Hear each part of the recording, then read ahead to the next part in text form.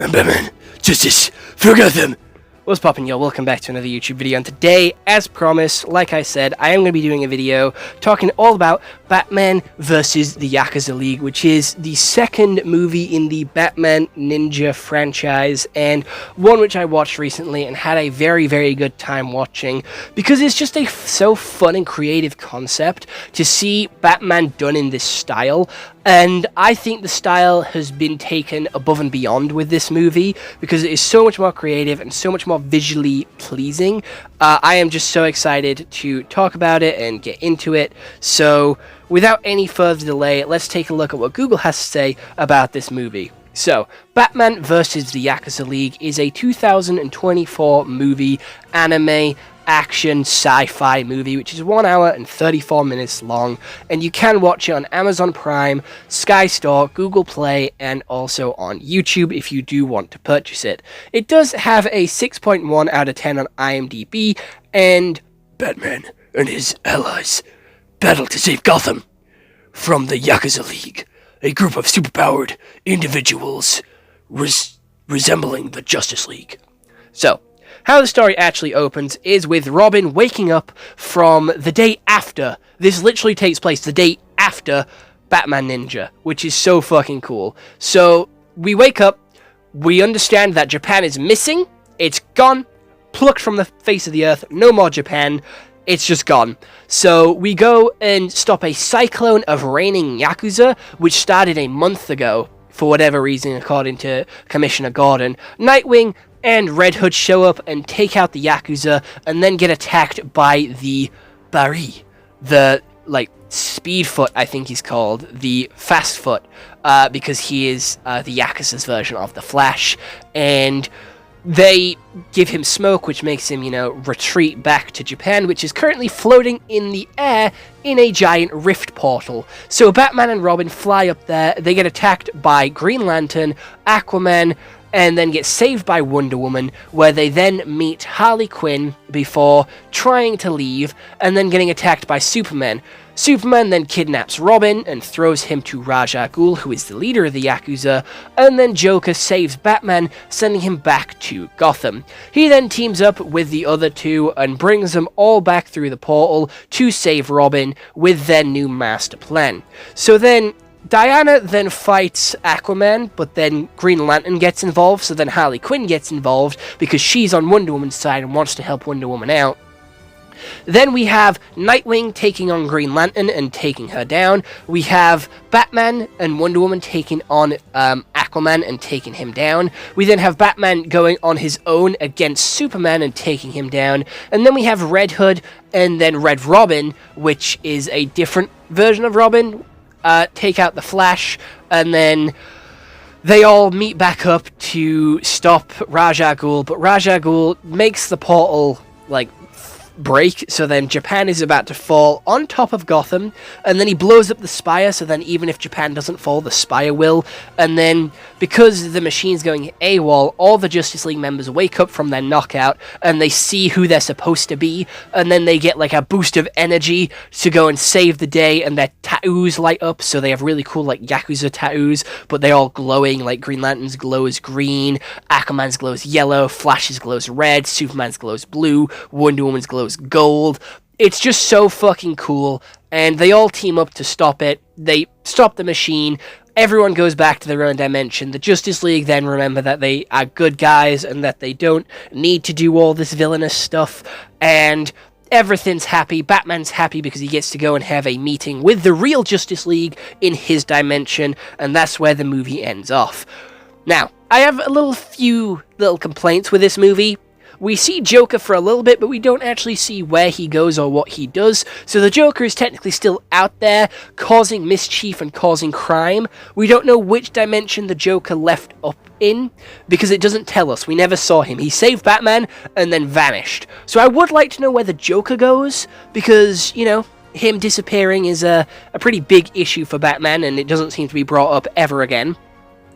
Red Hood's design is so much fucking better in this movie than it was in the last movie, so if you do check out the video that I did yesterday, you will know that I was not a huge fan of the Red Hood design in Batman Ninja, but the art style was the best part about this movie. They take a look at so many different like anime styles with the Alfred sort of Power Ranger sort of mecha anime style intro that he did for the Phoenix, for the Bat Phoenix, which is a fucking cool name and a cool ship anyway. And the art styles were really cool. When they went through the portal, which leads to Japan, the art style changed to this more sort of drawn-on aesthetic rather than this much cleaner, sleeker-looking Gotham. So I do like the art style differences, and you can tell who's from which world because of the art style that they're drawn in. So you can definitely see the inspiration that Spider-Verse is having, with every dimension having a different like art style. I thought that was really cool. I thought it was really creative, and just some very visual storytelling as well. The Justice League's design was really cool. I thought they were all badass, and I like how they're using anime voice actors here as well, keeping everybody the same from the previous movie, and then getting some more voice actors in here as well. We had like Todoroki and All Might voicing some characters. I do believe Yuji Itadori was here as well. So it is just really cool hearing some anime voice actors making their way into this universe as well, because every time I watch an anime, I do like to have a little bit of a guessing game of guess who, guess that voice actor, and try and remember where they're from. I just think it's quite cool, and it's a concept that we've seen many times before with Batman fighting the Justice League. It's always Batman going up against evil variations of the Justice League. We've seen it before, but this is done in a more creative way, setting them in a time period that we wouldn't normally see from these characters, and it builds upon the world really well. It does have a lot of science talk, which doesn't really make sense and definitely goes over quite a few regular viewers' heads, including mine. I class myself as like a regular viewer, not like this hyper fan, which I hyper-analyzed everything that I saw. I'm just picking out the key moments which I did enjoy with this anime, and I liked how they made them fight each other. I liked everyone's unique style, everyone's unique character design. It was cool, it was different, it's something that we haven't seen before with these characters. The Flash's design didn't really make much sense, I'm going to be honest. How did that hat stay on his head whilst he was running that quickly? I will never know, but oh well, he still looked cool as fuck.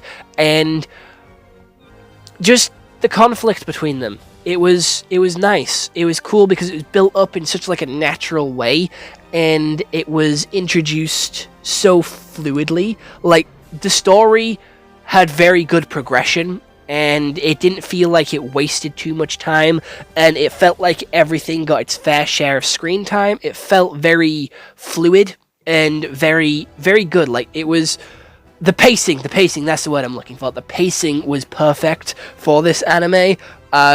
It was just really clean, and I just enjoyed the fighting. I'm gonna be honest. We had some really goofy and silly moments with like Harley Quinn bouncing around and saying like boing boing boing when she was jumping about, and we had like a goofy scene with like Nightwing being like a techno ninja, which was really cool. I do believe we had references to like Naruto in this one, and also Dr. Stone with all like the science talk that they were doing, and it was really cool because this time it was like more of like a cyberpunky Japan with like floating 3D holograms and stuff. The Yakuza League didn't really look like cyberpunky, they looked more like feudal Japan, but it was still really cool to see them in this style, which we haven't really seen before. And in the opening sort of intro, I'm gonna say, because it was like a song with like cutscenes from the last movie and also this movie, which was really cool because we got to see another look at the villains of the last movie again in their style, which was really cool. We got to see Penguin, Two-Face, and a couple of others, which I thought was really cool and quite exciting to see.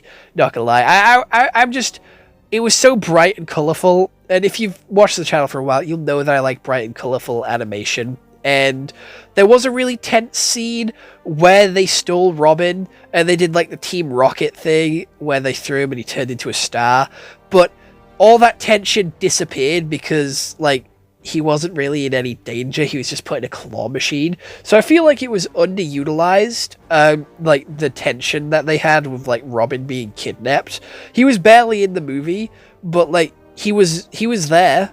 He was like the main source of like Batman coming to save him, and he was like a plot point, but I feel like Batman didn't really have much urgency in saving Robin. Like, it wasn't mentioned. Like, he was more bothered about taking down Superman and taking down, like, Aquaman before saving Robin. Like, I don't know. I feel like I would have liked Batman to show a little bit more emotion, a little bit more care that Robin was kidnapped, because he was like, oh no, Robin. Like, bring Robin back. And then it was like, okay, we won't mention Robin again till it's time to save him.